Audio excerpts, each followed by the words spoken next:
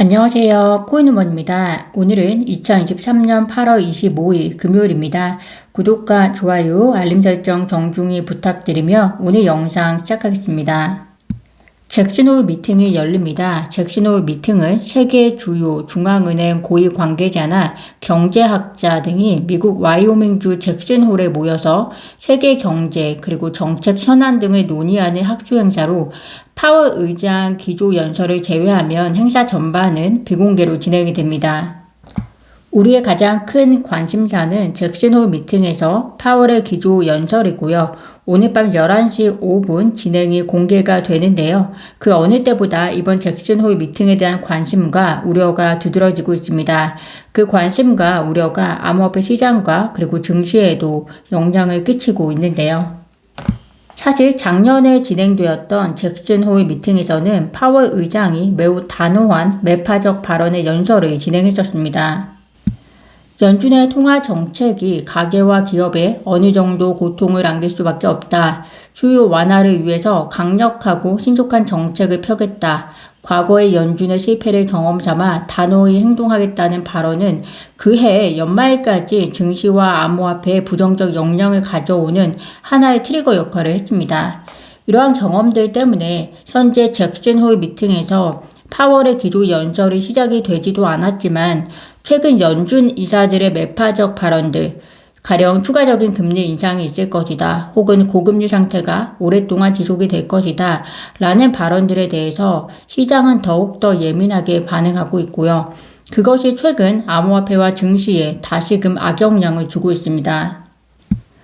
물론 그때와 지금은 상황은 많이 달라졌습니다. 당시는 연준 입장에서는 한 달 한 달의 단기적인 데이터를 보고서 인플레이션 결과를 이야기할 수 없을 뿐더러 연준의 2% 목표를 달성하기 위해서는 한참 가야 할 길이 남아 있었다면 지금은 인플레이션이 최근 들어서 다소 많이 내려오고 있는 상황을 보이고 있고 또 연준이 금리 인상을 하고 있는 단계가 중간 단계가 아니라 끝을 바라보고 있는 상황입니다.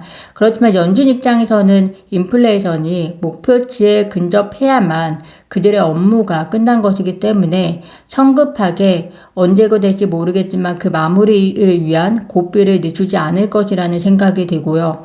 따라서 시장도 그 불확실성과 그리고 매파적 발언에 대한 두려움에 분명히 작년과 달리 상황이 조금은 나아졌음에도 불구하고 공포감이 만연해 있는 것 같습니다.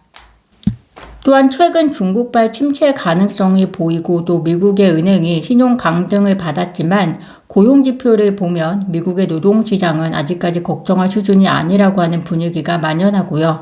이번 중국 위기가 미국의 경우는 중국에 대한 수출 의존도가 낮기 때문에 중국으로 인한 영향이 우리가 생각하는 것만큼 크지 않을 수 있다라는 평가도 있습니다.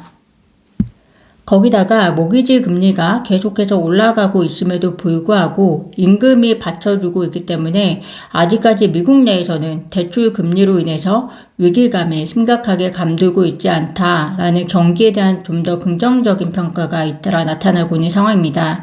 그렇지만 중요한 것은 실물 경제에 언제 그 후속 영향이 끼칠지 모르는 상황이고 그리고 그 영향이 이미 경제 곳곳에 침투되어 있을지 모르는 상황이기 때문에 다양한 데이터에 대한 관심이 그 어느 때보다 필요한 상황일 것 같습니다.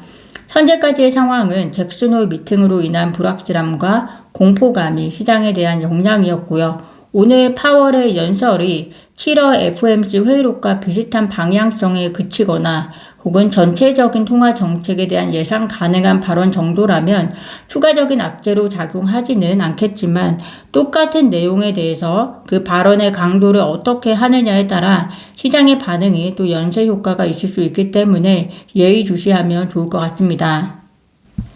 SEC 리플 소송 담당자가 어제 한 명에 이어서 2명을 추가로 사임한다는 소식입니다. 한 명은 병가 중이고 다른 2명의 사임 이유는 공개가 되지 않았다고 하는데요.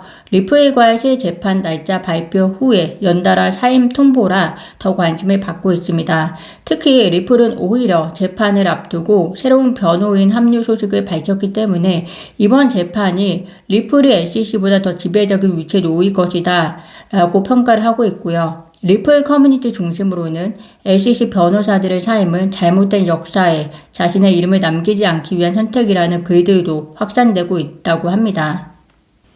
한 전문가는 X를 통해서 이번 재판이 SEC의 무모함을 보여주는 근거로서 첫 번째로 처음에 그 두 사람을 고소하는 것 자체, 그러니까 브래드 갈링하우스와 크리스 라센을 고소하는 것 자체가 누가 봐도 그저 리플을 압박하기 위한 것이었음이 명백하다라고 얘기를 합니다. 즉 임원을 고소하게 되면 임원과 별도의 소송 사안인 리플과 XRP 관련 소송에 대해서 더 압박을 가할 수 있을 것이라는 판단에서 진행된 고소라는 것이고요. 두 번째로 이 재판을 상상해 보면 증인석에 있을 힘먼과 클레이튼, 즉 트럼프 행정부에서의 그들과 뉴욕시의 배심원단의 운동회가 될 것이다 라고 이야기를 하고 있습니다. 세 번째로 힘먼과 클레이튼이 기관 판매에 대해서 브래드 갈링하우스와 그리고 크리스 라센이 어떤 무모함을 벌였는지, 어떤 방조 그런 모습을 보였는지 어떻게 증명할 수 있을 것이며 증명하기가 매우 어려울 것이라는 이야기고요. 네 번째로 대부분의 리플의 사업이 해외에 있는 만큼 국내 판매 대 해외 판매 증거의 비중은 SEC에게 불리할 것이다 라고 얘기를 합니다. 다섯 번째로 SEC는 방금 법률팀의 대부분을 재편성했다는 등인데요. 아시다시피 3명의 사임을 이야기하고 있는 것 같습니다. 이런 이유들로 인해서 이번 재판은 말도 안 되는 재판이 될 것이다 라는 이야기인데요. 그럼에도 불구하고 중요한 것은 SEC는 기업이 아니기 때문에 미국의 세금을 이용해서 소송 비용을 대고 있어서 소송 비용의 낭비를 막기 위해서 합의를 하거나 혹은 화해 시간을 가지려고 노력하기보다 항소를 하든 뭐를 하든 마지막 순간까지 기다릴 수 있는 이점이 있다라고 이야기를 합니다. 비용적인 우위에 있는 만큼 그 책임을 더 크게 가져가야 할 것이라고 개인적으로 생각을 해보는데요.